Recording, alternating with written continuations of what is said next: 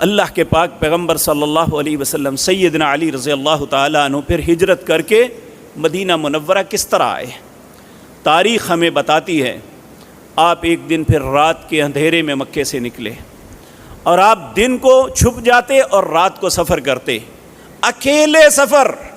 جن لوگوں نے آج جو روڈ ہے مکہ مکرمہ سے مدینہ منورہ، یہی شارع ہجرہ ہے، یہ 450 کلومیٹر ہے اس کا فاصلہ، اور گھاٹیوں مکے سے لے کر 70 سے 80 کلومیٹر تک نوکیلے پتھر ہیں۔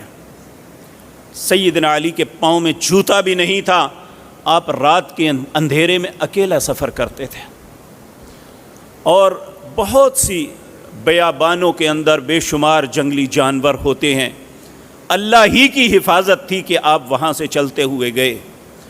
جب آپ